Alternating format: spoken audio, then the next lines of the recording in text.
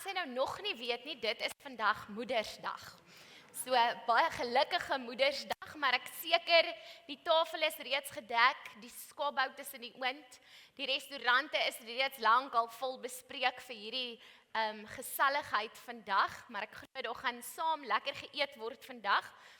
En dit is Moedersdag, maar dis vir my so eie aan Maas, hierdie tafel. Maas wat as gasvrou optree wanneer mense kom eet, lekker kos voorberei, mooi tafels dek. En mooi tafels laat my altyd aan my ouma dink. Sy was baie erg oor tafelmaniere. Jy moenie waag lyk of jy dalk jou neus met die servet wou afdruk nie. En so het sy ons geleer wat 'n mes om te gebruik en jy strek nie oor die tafel nie en jy druk nie jou mes in die botterbakkie nie. En as jy dit dan nou vergeet het, dan het sy jou somme daar aan die tafel met die mes reggehelp oor die vinger, wat jy nou onthou. Maar tafels laat my altyd aan Maas dink en ek is mal oor die geselligheid wat rondom 'n tafel gebeur. Die gesels en die kuier rondom 'n tafel. My liefdestaal is kwaliteit tyd. So as jy vir my tyd het dat ek aan jou tafel kan kom sit of as jy aan my tafel wil kom sit, dan weet ek, jy gee jou tyd vir my en is dit vir my baie kosbaar, die tyd rondom tafels.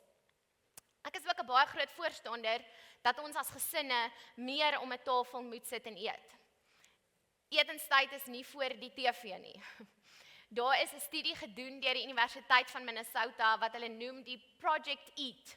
En dis 'n studie wat al van 1998 af aan die gang is en hy steeds aan die gang waar hulle mense monitor en kyk watter effek het jou eetgewoontes op jou. En veral op tieners. En van daai tieners is nou al ouers en grootouers en hulle is nog steeds besig om te bestudeer wat het die effek van saam sit om 'n tafel op hierdie mense as tieners, maar ook wanneer hulle groot word. En ek wil graag vir jou lees, hulle sê tieners wat 5 of meer keer per week saam met hulle gesin geëet het, was beduidend meer geneig om beter akademies te presteer, gesonder eetgewoontes te hê en laer vlakke van depressie. Hulle het ook gevind, hulle was minder geneig tot middelafhanklikheid en riskante gedrag as tieners, wat minder gereeld saam om 'n tafel geëet het.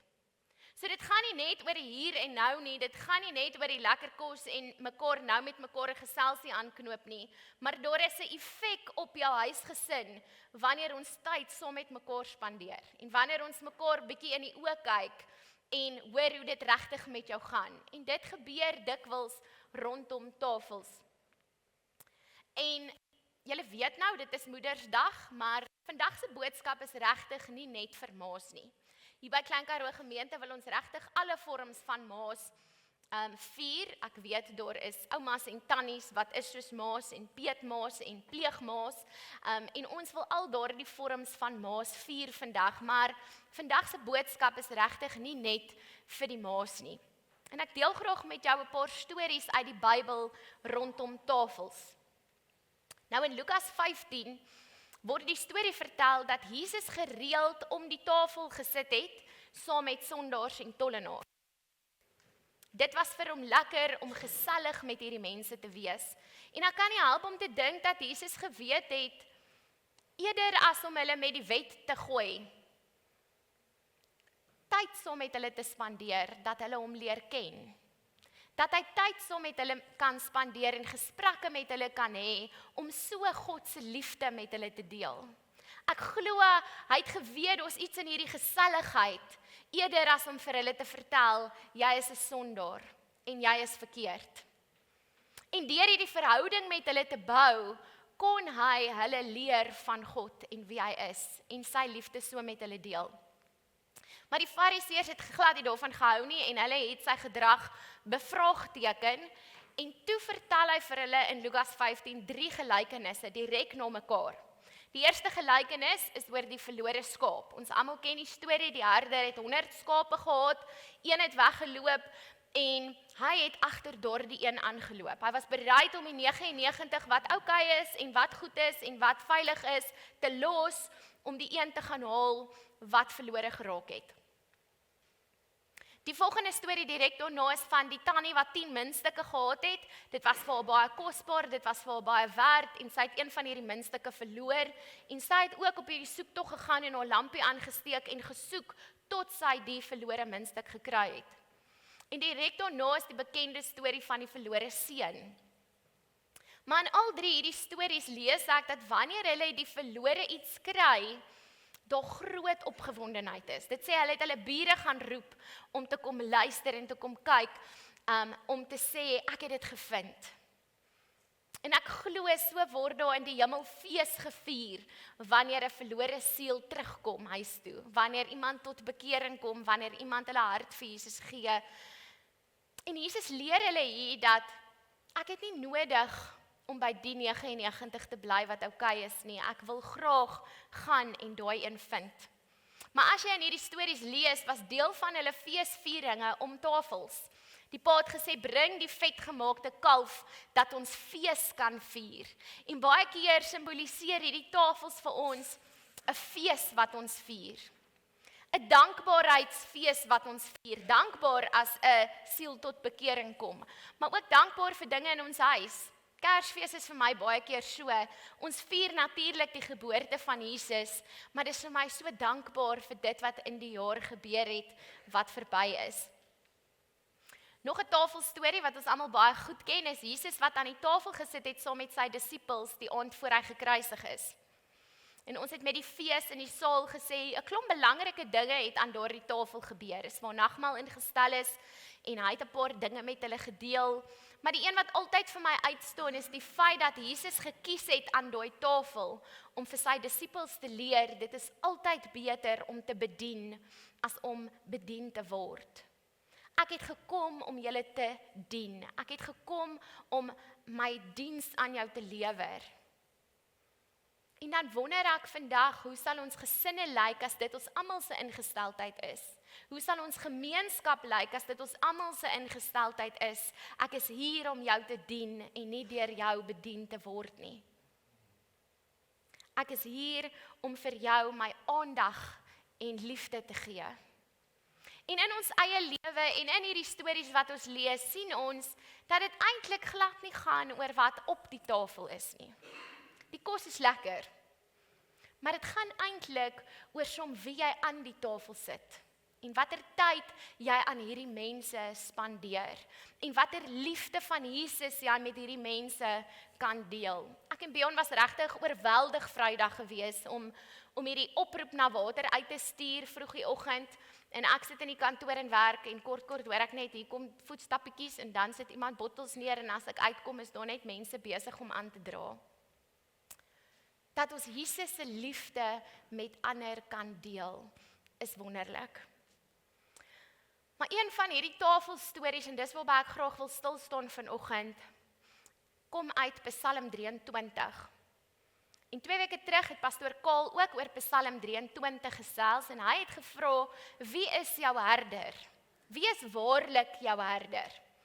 En ek het op die vroue wegbreek het ek gesê, ek het hom die vraag oor vra vroeër daai week al en voor ek kon antwoord het hy gesê, as jy sê dis die Here dan jok jy teen een. En ek was so offended deur sy opmerking gewees. Jy kan mos nie vir my besluit wie's my herder nie. Maar hoe meer hy daaroor gepraat het, het ek besef hoe maklik ons iets anders in ons lewe die een maak wat voorloop. Die een maak wat die sê het. Maar hy het gekom en hy het gesê, as ons sê die Here is my herder, dan loop hy voor in alles. Dan maak dit nie saak wat in die wêreld aangaan en hoe die petrolprys lyk. Dit bepaal nie my hoop nie. Dit bepaal nie hoe ek na môre uitsien nie. Dan maak my werksomstandighede of my finansies of my moeilikheid of my gesondheid bepaal nie hoe ek voel nie. Die Here bepaal dan hoe ek voel. En hoe ek uitsien na môre en hoeveel hoop ek het as hy werklik my herder is. Dan kom ek niks kort nie. Dan kan ek maar gaan deur 'n doodskaduwee. Hy is by my. Ek weet dan, in sy hande is ek veilig. Maar die gedeelte waarby ek graag wil stil staan vanoggend is vers 5. En ek was so seker dat dit is wat ek moet deel vanoggend, en toe ek hoor, hy praat oor Psalm 23, toe is ek bietjie benoud. Want Here, het ek nou verkeerd gehoor, maar ons kan seker nie altyd dieselfde sê 2 weke uit mekaar uit nie. En ek is toe daai oggend by die tronk, maar Bjorn neem dit vir my op, en ek luister en ek besef, hy het niks gesê wat ek graag met jou wil deel vanoggend, en wat ek glo die Here met jou wil deel vanoggend nie. En dit is hoe die Here werk, hierdie boodskappe kan in mekaar pas, want hy is deel van al die detail. Maar ek deel graag vers 5 met jou. U laat my by 'n feesmaal aansit, terwyl my teestanders moet toekyk. U ontvang my soos 'n eregas, ek word oorlaai met hartlikheid. Die 53 vertaling sê, u berei die tafel voor my aangesig, teenoor my teestanders. U maak my hoof vet met olie, my beker loop oor. En ek is besig om hierdie boek te lees, en die skrywer, Louis Giglio, skets hierdie prentjie. En ek wil dit graag vanoggend vir jou skets. Dis nie, ek wil dit nie net vir jou lees nie, ek wil hê jy moet dit sien. Want vandat ek dit raak gelees het, hierdie vers, ek het Psalm 23 al honderde kere gelees in my lewe. Maar vandat ek dit so gelees het en besef het, die Here berei vir my 'n tafel voor. En hy nooi my uit om saam met hom te kom aansit. Vandat ek dit lees en besef, is hierdie prentjie die hele tyd in my gedagtes die laaste 3-4 weke. Die Here self, die een wat ek nou net gesê het, het ek gekies as my herder, wat mag voorloop en wat my mag reghelp en wat my mag beskerm met sy staf. Hy berei vir my 'n tafel voor. 'n Feesmaal sê dit. Dit sê 'n feesmaal, en as ek aan 'n feesmaal dink, dan dink ek aan genoeg om van te leef. Maar dis vir my asof die Here wil kom sê vanoggend, ek gee vir jou lewende water.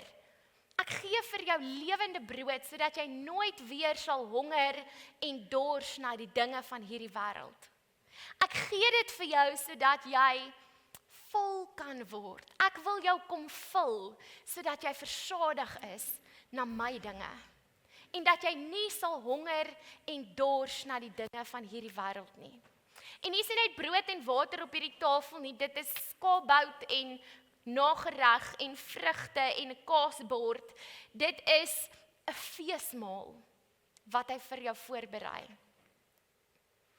En ek wil hê jy moet na hierdie tafel kyk en jy moet besef, die Skepper van alles nooi jou om te kom aansit. Die Skepper van die mooi berge wat ek en jy die voorreg het om elke dag te sien. Ek weet nie wie van julle bly julle lewe lank al in Oudtshoorn en of besef jy nog dis 'n voorreg om hierdie mooi berge elke dag te sien nie. Daar's plekke in hierdie wêreld wat nie mooi berge het nie. Maar die Skepper van daardie mooi berge, hy nooi jou om te kom aansit. Die een uit wie se hand hierdie week duisende liters water gekom het, hy nooi jou om te kom aansit.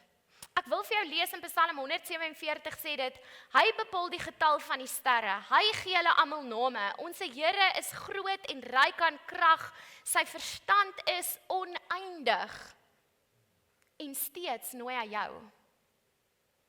Dit waarin hy kan dink, dit wat hy kan beplan, dit wat hy kan voorsit, is oneindig, en hy nooi jou om te kom aansit.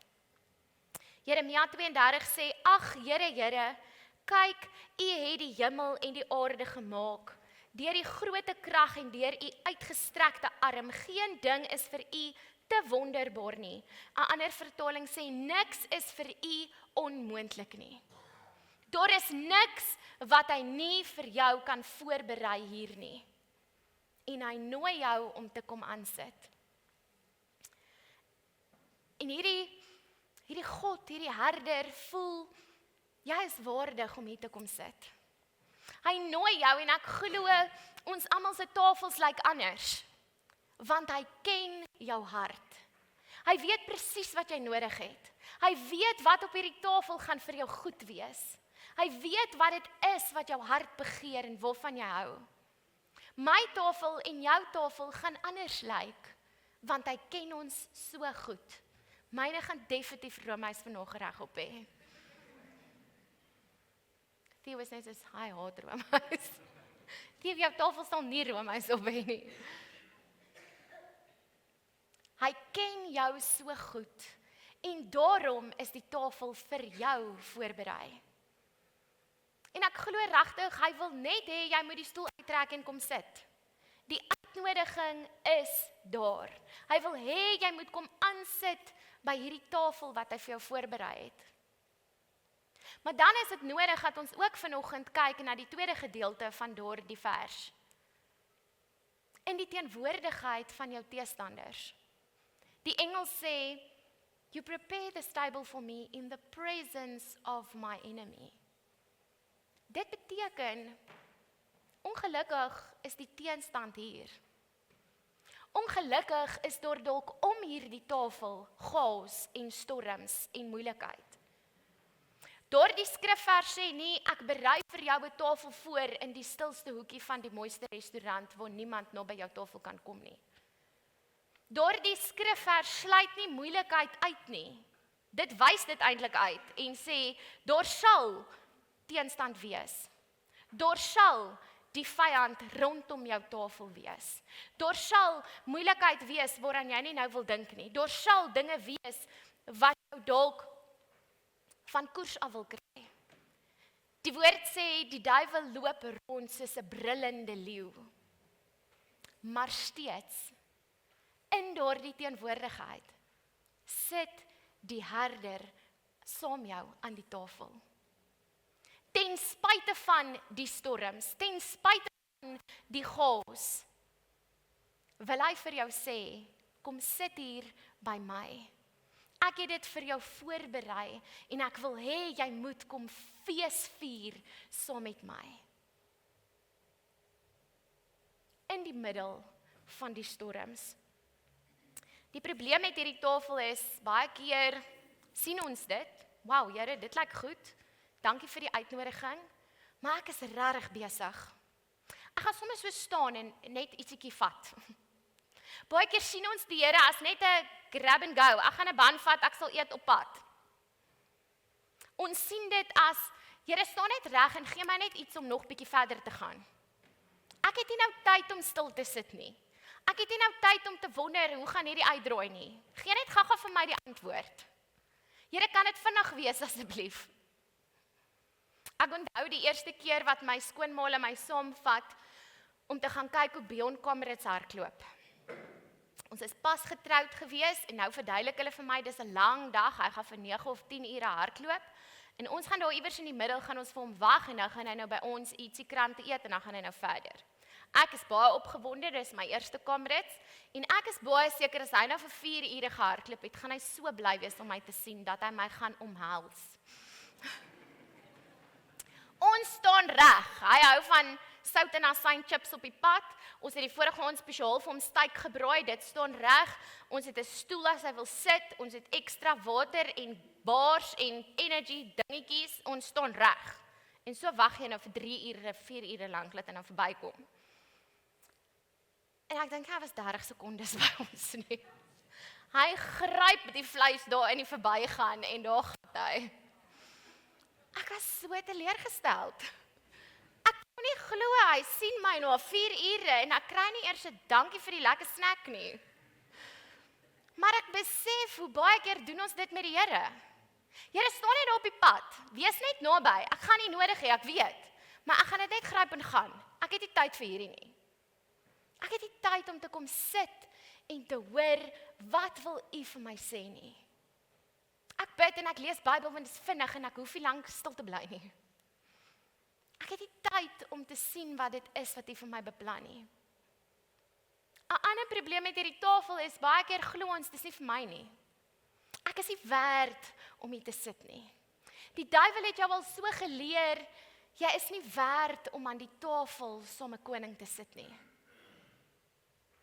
Weet jy is regtig nie die Here se wit broodjie nie. Weet jy, dalk is jou sonde net te veel. Dalk moet jy maar net vra vir die krummels wat hier onderval. Dalk is dit al wat vir jou beskore is. Baie keer voel ons, die tafel is nie vir ons nie. Het jy al ooit iewers op die strand geloop en daar is iemand 'n piknikkie gepak en 'n proposal gaan nou gebeur? Jy kan dit sien, maar jy weet dit is nie vir jou nie. Of jy stap in 'n restaurant of iewers in 'n woud en jy sien die piknik is gepak, maar jy weet dis nie vir jou bedoel nie. En baie keer maak ons so met die Here. Here, ek hoor hierdie dinge. Ek hoor dat U vir mense voorspoed beplan en nie teëspoed nie. Maar Here, dis seker nie vir my nie. Here, ek hoor dat U gekom het sodat ek 'n lewe kan hê en 'n lewe in oorvloed, maar is nog nie in my hart nie. Ek glo dit nie regtig met my hele wese nie. Ek glo nie dat hierdie vir my is nie. En baie keer sê ons dan sommer dinge soos, ag, dis nou maar hoe die lewe is. Ag, dalk wil die Here my nie nou gesond maak nie. Ag, dalk is hierdie nou maar die las wat ek moet dra. Is okay. My lewe is nou maar so, my huwelik gaan nou maar so aan al vir lank, is okay. Ek hoef dit nie te probeer red nie. Ek glo Psalm 23 se uitnodiging is vir ons almal. En is ook vir jou. Ek glo dit met my hele hart. 'n Ander ding wat ons baie maklik doen is ons sit aan die tafel, hy het jou nou genooi, jy is nou hier, dit lyk heerlik, maar dan begin ons rondkyk. Here, U het gesê, hier gaan storms rondom my wees. U het gesê, my teestanders gaan kyk, terwyl ek lekker wil eet. En nou begin ons fokus op dit wat rondom die tafel aangaan. Verlede week het Bjorn gepraat oor die winde en die storms.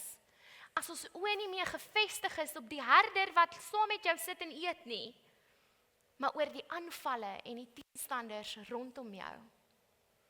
Of ons begin rondkyk en ons kyk wat op ander mense se tafels aangaan. Here, hoekom kry hy skaapbout en hoender? Here, hoekom lyk daai buns lekkerder as myne? Varser gebak. En so vergelyk ons dit wat op ons tafel aangaan met ander mense se. Dit wat die Here besig is om in ander mense se lewe te doen. En dan maak dit dat dit wat hier aangaan nou nie meer heeltemal so lekker lyk nie. As iemand anders sin beter lyk of meer lyk en ons vergelyk. En dan die groot gevaar van hierdie tafel is dat ek en jy baie keer onbewustelik 'n stoel nader trek. En vir die vyand 'n sitplek by ons tafel gee. Die vyand eintlik uitnooi om te kom sit. En ons gee hom kans om kommentaar te lewer en 'n opinie te hê en inspraak te maak in ons gedagtes en in ons lewe. Want dis wat om 'n tafel gebeur. Ons het elkeen 'n opinie. Dis hoe 'n gesprek gaan. Ons mag elkeen ietsie sê. Maar wanneer ons die vyand nooi om te kom sit, dan gee ons hom inspraak in ons lewe. Dan gee ons hom die geleentheid om ook deel te hê aan wat hier aangaan. Dan gee ons hom die geleentheid om vir ons te wys wat op ander mense se tafels aangaan. En die probleem is, hy kom sag en vriendelik en voor jy jou kan kry, sit hy sommer op die tafel. Ek dink die kinderbybels het ons 'n groot onreg aangedoen. Hulle skets die duiwel as hierdie aaklige rooi mannetjie met 'n stert en 'n vurk en horings en oë wat wild is. En dan dink ons baie keer dis al hoe die vyand lyk.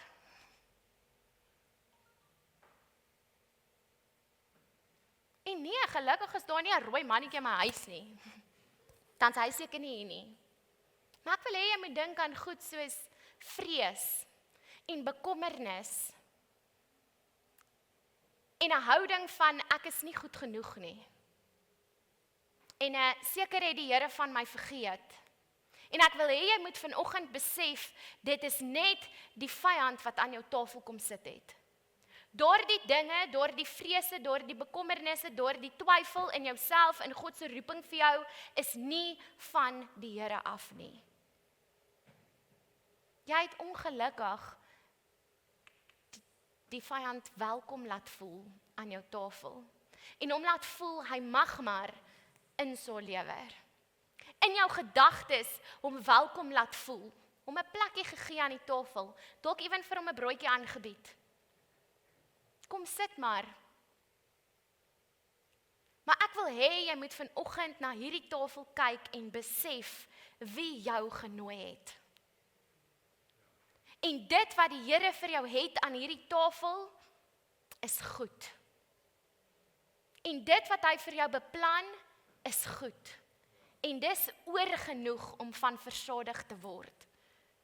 Wanneer jy kom sit aan die tafel saam jou herder. Romeine 11 vers 36 sê, uit hom en deur hom en tot hom is alle dinge. Aan hom behoort die heerlikheid tot in ewigheid. Amen. Ek wil hê jy moet vanoggend besef, dit is steeds nie oor wat op die tafel is nie, maar oor wie aan die tafel saam jou sit. En daarom wil ek hê, jy moet vanoggend besef, jy het die autoriteit om te sê, duiwel, daar is nie meer vir jou plek aan my tafel nie. Jy is deur God die autoriteit gegee, die krag gegee, om te sê, vyand, jy het nie langer 'n sitplek in my gedagtes nie. Jy het nie langer insaag en kommentaar in my gedagtes nie. Daardie vrees wat my oorweldig, omdat ek nie weet hoe môre gaan lyk nie, is nie van die Here af nie. En daarom sê ek nou vir jou, jy is nie meer welkom aan my tafel nie. Vyand, jy is nie meer welkom in my huisgesin nie. Daai dinge wat ons maar net aanvaar het as vanselfsprekend, ag dit is maar net hoe dit is. Dis 'n sitplek wat jy gedek het vir die vyand in jou huis. Vyand, jy het geen meer plek in my huwelik, of in my werk, of in my finansies, of in die gedagtes wat ek oor myself het nie. Want die Here en die skepper van hierdie aarde sê, ek is goed genoeg om aan die tafel saam met hom te kom sit. En dis nie ek wat so sê nie. Lukas 10 vers 19 sê, I have given you authority to trample on snakes and scorpions and to overcome all the power of the enemy. Nothing will harm you. Die Afrikaans sê, ek het julle, ek in hoofletters, die Here self het jou hierdie gesag gegee om alle mag van die vyand, oor alle mag van die vyand, en julle kan oor slange en skorpioene loop en hulle vermorsel, niks sal julle beseer nie. En in die konteks van vandag wil ek sê, die Here sê, kom sit hier by my en hou op kyk na die teestanders om jou tafel. Hou op hulle nooi om saam met ons te kom eet. Hierdie fees was nooit vir hulle bedoel nie. Hy gee jou die autoriteit om vandag te sê, die vyand is nie meer welkom aan jou tafel nie. En ek wil hê jy moet hoor, dis omdat jy 'n erfgenaam van God is. Al daai wonderlike dinge waarvan ons net nou gelees het van hom, jy is 'n erfgenaam daarvan. Jy is 'n kind van God en daarom is daar die krag joune. En daarom is daar die autoriteit joune. En ek wil regtig hê jy moet hierdie prentjie onthou en ek wil hê jy moet dit probeer in die week wat kom. Want jy gaan dalk nog nie eers by die huis wees nie. Dan is daar 'n gedagte wat nie van die Here af is nie. Jy gaan dalk nog nie eers môre by die werk kom nie. Dan gaan iets van die werk jou kla ontstel. Iemand se opinie, iemand se insaag gaan klaar klomp nuwe gedagtes in jou kop losmaak. Ek wil hê jy moet hierdie prentjie sien en sê, nee duiwel, jy is nie welkom aan my tafel nie. Jy gaan nie vandag 'n sitplek kry nie, want as hy eers lekker sit, dan gesels hy saam, eet hy saam, en ek glo steel hy van wat hier aangaan. Steel hy van wat God vir jou beplan. Steel hy van dinge wat die Here vir jou aan hierdie feesmaal het. Ek wil jou vra om vir 'n oomblik te dink, watter dinge het vir jou maar oukei geword? Met watter dinge het jy so tevrede geword? Want as ons hom toelaat om te kom sit, dan praat ons oor, ag Here, die lewe is maar taaf, nê? almal sukkel. U hoef my nie te kom help met my finansies nie, want almal kry swaar. Ag Here, die arme tieners, hulle kon ook nou nie help, hulle is in so 'n rowwe tyd gebore nie. Ag, laat hulle maar eksperimenteer, ons sal kyk waar kom ons uit op die einde. Ons hoop en bid maar net, dit gaan goed. Dis nie wat die Here sê nie. Die Here sê wat ek vir jou en jou familie het is goed. Die Here sê die teenstand gaan daar wees, die vyand gaan loop soos 'n brullende leeu, maar jy het die autoriteit om nee te sê. Jy het die autoriteit om te kies wie aan jou tafel sit. Mag vanoggend se prentjie in jou gedagtes bly, sodat wanneer daardie gedagtes opkom, jy dadelik vir die duiwel die deur kan wys. Jy dadelik daai stoel kan wegvat en sê, jy's nie meer welkom hier nie. Ek bid regtig dat jy tyd sal maak om by jou herder aan tafel te gaan sit. En baie keer gaan dit nie oor wat op die tafel is nie, maar net te sê, Here, praat met my. Spandeer tyd met my, sodat ek kan hoor wat dit is wat U vir my beplan. Sodat ek kan hoor wat dit is wat U vir my voorgesit het. Here, ek wil U my tyd gee, sodat ek kan hoor van al hierdie dinge. Ek is nie te haastig nie. Ek is nie te besig nie. Maar Here, vanoggend kies ek dat dit net ek en U aan hierdie tafel is. En dat die vyand nie meer insaag het aan my tafel nie. Kom ons bid saam. Here, dankie vir die voorreg dat ons kinders van God genoem kan word. Here, dankie dat ek 'n erfgenaam is. Dankie dat U my waardig geag het om saam met U aan die tafel te kom sit. Here, my verstand is te klein om te besef wat dit is wat U alles vir my voorberei. Watter tipe feesmaal ons hiervan praat. Here, ek het te min om te begryp hoe groot en wyd U liefde vir my regtig is.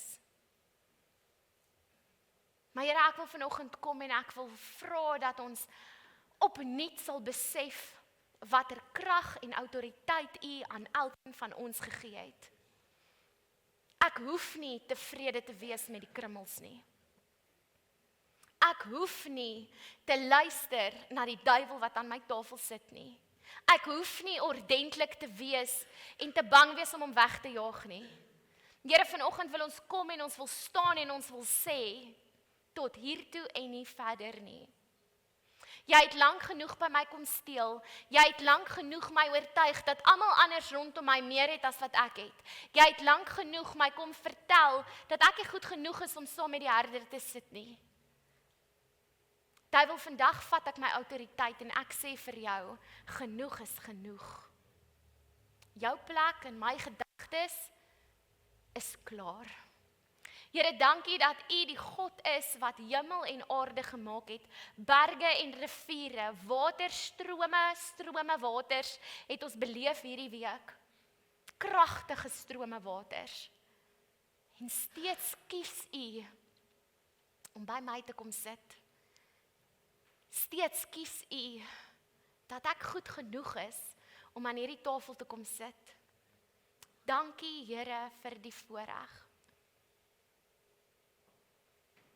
Here, ek is jammer vir elke keer wat ek gedink het. Ek kan maar net gryp en hardloop. Ek kan maar net daai woord vat, ek kan maar net daai belofte vat en ek sal hom later oordink, ek sal later aan dit kou, ek sal dit later verwerk. Here, ek is so jammer vir die tye wat ek U net sien om te kom uithelp. Om water aan te dra wanneer dit seer is of moeg is. Here, mag ek vanoggend hierdie geleentheid gebruik om te sê, ja Here, ek wil kom sit. Elke dag. Ek wil kies om in die oë te kyk, elke dag. En wanneer ek my oë gefestig hou op U, weet ek, die storms en die brullende leeu, en die teestanders waarvan die woord praat, sal my niks aandoen nie. Dankie vir U oorvloedige liefde En Here, dankie dat ons weet aan u tafel kan ons versadig raak, vol raak. Dit sal nooit ophou nie. U liefde en u genade is vir ons meer as genoeg.